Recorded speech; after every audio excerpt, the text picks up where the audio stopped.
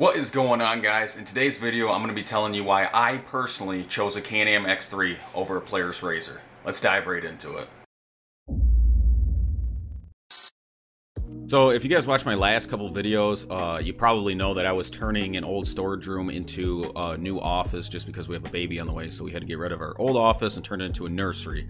Room's not completely finished yet, but I got it done enough where I could move my computer and everything in here. Finally got my computer back set up, so I figured I'd bang out a video real quick. I had a couple people ask me why I chose the X3 over RZR Pro XP and the Turbo S. So this video I'm gonna go over a couple things and why I personally chose the Can-Am X3 over the RZR. This is all, like I said, personal reasons. But the reasons why I chose the X3 over the RZR might be the same reason why you guys want to choose an X3 over a RZR. Might be some things here to help you make up your mind. So I figured to make this more entertaining so you're not just staring at my face, I'd throw up some clips of YouTube videos that I made. So if you guys do want to check out my YouTube channel, if you just came across it, I will post the playlist to all the X3 videos down in the description. So a little bit about myself. I have owned two RZR XP 1000s in the past. When I first was thinking about getting a RZR, I didn't know, I wasn't completely sold on it quite yet. I would try to find the cheapest RZR 1000 that I could, and I ended up finding one for 10 grand. Purchased it. It was a great machine. It's a 2015 XP 1000, naturally aspirated, no turbo. One of my buddies that I rode with a lot, he ended up picking up the Dynamics. So it wasn't the Turbo S, it was just the Dynamics, which I think they call the Sport now, I believe. But it had ride command, dynamic suspension. It was turboed, but it wasn't the full Turbo S with the 32-inch Coyotes and whatnot. I was pretty sold. I was pretty hooked after that about getting into these side-by-sides. So my plan was to eventually upgrade to a Turbo S. My buddy that bought the Dynamics ended up moving down to Georgia, so I didn't have someone to ride with every day. I still had people to ride with, but it wasn't like every single day type thing. I had that RZR for about a year, ended up selling it. My plan was to get a Turbo S. It never happened. Fast forward a whole year, I wanted to get back into side-by-sides. I had some other friends that were buying some new ones. So I was like, oh, I'm gonna start looking for one. A deal came up where I ended up finding pretty much the same exact machine I already had, another XP 1000. One of my buddies just wanted out of it, just wanted payoff. I'm not gonna say how much I got it for, but I got it pretty cheap, where I ended up making money off of it. So I got that, rode it for a couple months, and I was like, all right, I'm gonna finally get the Turbo S. The wife likes riding the side-by-sides with me. She's kind of over the whole motorcycle thing. So yeah, I was pretty much sold. I'm gonna get the new Turbo S RZR. I wanted the 32-inch tires because if you guys are one of the OG followers, you know that I got a Rubicon Jeep. I'm kind of into the whole rock crawling thing. So I wanted something with the 32-inch tires. Would have liked to have something with bead locks. I mean, I put bead locks on that first RZR I had, so I could get the Turbo S, slap some bead locks on it, keep the other wheels for paddles or something, because we do go to the sand dunes quite a bit. So yeah, my plan was to wait, see the 2022 color reveal for the Turbo S, and place an order. So I waited for the reveal of the 22 lineup from Polaris. They said nothing about the Turbo S, so that kind of confirmed that they dropped it from their lineup, where they were planning on pretty much pushing the Polaris RZR Pro XP lineup that they already had. Everyone kind of speculated that they were going to drop the Turbo S because that was kind of their old body style, and then they were going to come out with a 72-inch wide Pro XP platform to go off of, which is now the Pro R. At this time, it was back in August of 21, so there was no Pro R. No one knew anything about it yet. We kind of just had an idea that Polaris had something up their sleeve, and they did, which is now confirmed, and there's units on the ground, as you've probably seen in other videos. So now that I couldn't get the Turbo S unless I just waited and somehow found one that just showed up to a dealership, or wanted to go used on one, which people with the COVID pricing, people are selling used Turbo S RZRs for more than what they MSRP was on them. And I didn't want to do that. I'd rather have a brand new one. That was my plan. I'm going to ball out, get a badass machine. And I know it's mine. I know what went through it and all that. So now it was time to decide, do I want to go with the Can-Am, even though I've pretty much owned Polaris RZRs. I mean, I worked on them. I knew a lot about them. In the past, I was pretty much a Polaris guy, but so my decision was, do I go with the Pro XP and get one now, or wait and see what happens with the Pro R before we even knew what it was, to wait and see what that was, or like I said, do I go with Can-Am? So what I did was I ended up waiting to see what Can-Am's reveal was when they revealed their whole lineup. They revealed the new X3, got bumped up to 200 horsepower, which some people think that 21s were already 200 horsepower, but they just labeled them as 195. They made some other adjustments, as you guys know, with the new primary P-drive clutch. They now have a belt temp monitor built right into the dash, as well as a couple other things which I touched on in my other videos. So they revealed it. The only thing that kind of let me down about the Can-Am was they didn't change the color scheme on the XRC going from 21 to 22. And like I said, I wanted the rock crawler version. If you're not familiar with Can-Am's lineup, the XRC is the X3 RC rock crawler, and then I got the 72-inch RR model, which is the 200 horsepower one. Real quick, the reason why I was kind of torn between the Turbo S and the XRC is because they both came 32-inch tires. Probably, if I had to pick, the Coyotes might be a little bit better tire. I do a lot of road riding, combined with rock and sand and stuff, just by where we're at in Michigan. So I wanted a DOT tire. I wanted something a little bit bigger for rock crawling, give me that more ground clearance. One bonus is that the X3 did come with bead locks, 15-inch bead locks.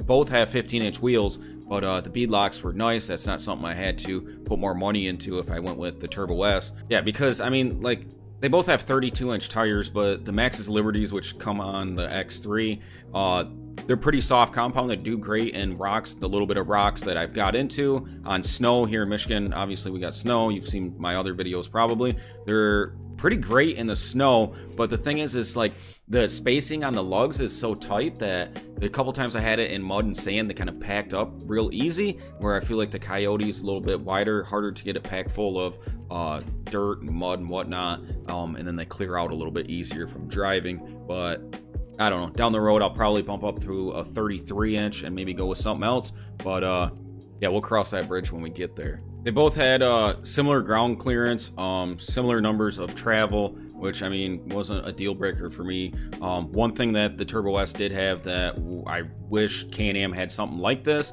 I know they have like the smart shocks and whatnot, but the whole ride command, you get that screen. It's all touchscreen. I mean, it makes it feel a little bit more luxury. You have the mapping built right into it, which is sweet, but yeah, unfortunately Can-Am doesn't have anything like that. But yeah, so big thing for me, the new 2022 X3 compared to the Turbo S. Turbo S was 168 horsepower. Now the X3 is 200 horsepower, which, whatever. Another couple things that they both have is they both come with lower doors. The Turbo S, which is something that I would have did anyhow, which is a nice bonus right out the box. And then the XRC does come with the winch and front, I guess they call it like pre-runner style bumper. I don't remember if the Turbo S has a winch on it or not. I think it does. Definitely let me know down in the comments though. Yeah, and then you get the intrusion bars and a couple other things with the X3, which was minor because if you guys watch my videos, I took them off. That was the very first thing I did to it, and then I put a windshield on it. So back to where I was at before, they had no more Turbo S, so it was between the Pro XP and the X3. But for me, dude, the looks of the Pro XP don't do it. I'm not sold. They're great machines, they handle well, all around fun machine, but like the looks on it, like I don't like the roll bar in the back here. I can't stand the front end. To me, this thing looks like a Pontiac Aztek. I'm sorry, but that's what it looks like. I don't want to offend anyone, but I just can't do it with the looks of the Pro XP. Yeah, I get now that there's a Pro R out and it's a badass machine, and all the suspension components are very well built on it, but it still looks god awful ugly. So if you're not familiar, the Pro XP at the time when I put my order in, 64 inches wide. I wanted the 72-inch width because we do a lot of road riding.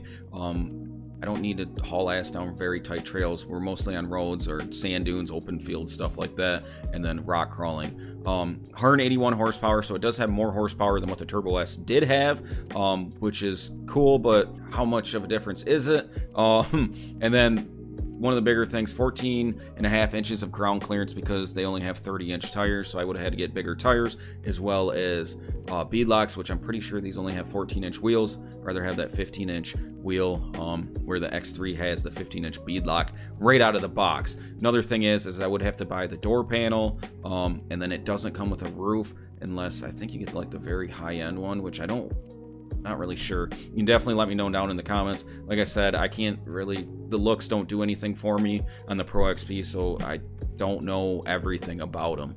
So after they revealed the X3 Can-Am lineup for 2022, I was pretty much sold. I was like, all right, I'm going with Can-Am. It's obviously a little bit more money. They did put that surcharge on all of their units just because they had that fire last year, and they lost a lot of units in that fire down in Mexico, I believe is where it was at. But yeah, I was pretty much sold on it. I was like, my mind was made up. I was ordering a Can-Am X3. Like I mentioned, I wanted the XRC, I wanted the RR, so I got the full 200 horsepower and 72-inch track width. So I put my order in, and lucky enough, I was one of the first ones to get my unit. I know they shipped out, I think it was around like the first 50 of them. The rest got kind of put on hold due to constraints on parts and whatnot, but I was one of the lucky ones to get mine first. I know I've seen some people on YouTube that are just now getting theirs, and they're like, oh, first 2022 X3 on YouTube. That's false. I had mine back in November. I'm not going to shout anyone out or anything, but yeah, that's where I'm at with it. So the whole consensus why I chose Can-Am over Polaris is they dropped the Turbo S. It was in that little weird funky time before they revealed the Pro R and then discontinued the Turbo S, which I know there's still some that are trickling in the dealers now, but I already have my machine. My mind's been made up, and like I said, I already have the machine in the garage. So my choices were the Can-Am X3 or the Pro XP. Like I mentioned, I can't stand the looks of the Pro XP, so I obviously went with the Can-Am. In my mind, the Can-Am X3 is an overall way better machine than the Pro XP. But that's my personal preference for what I use it for, the way I ride, all that. That's where I'm at. Your situation might be a little bit different. If this helped you guys at all, helped you make up your mind, definitely smash that like button. Put down in the comments, I missed something on the Pro XP. This isn't between the Pro R and the Can-Am X3. They're two different machines. The price bump is way different. I feel like the Pro R is kind of in its league by itself. So this would be between the Pro XP and the X3. If you guys have anything that I missed in this video, definitely drop it down below. Always up for a discussion. Yeah, just drop your thoughts down below. And then real quick before we go, I do stream on Twitch every once in a while. If you guys are a follower and you guys watch Twitch at all, I will have my Twitch down below in the description. That's pretty much the whole reason why I built this new studio. And we're rolling up on 1,000 subscribers. I would appreciate it if you guys aren't subscribed already. We're gonna have a pile of content rolling out in the next couple months. We already got some stuff in the works at the moment. Help me get to that 1,000 subscribers, and we will be doing a giveaway once we get there. So it'll probably be like a merch drop, maybe some stickers, hoodie, t-shirts, stuff like that. So if you want to be entered to win some free merch from the channel, make sure you subscribe, turn on that bell to get the notifications every time that I upload. Until next time, guys, I'm out.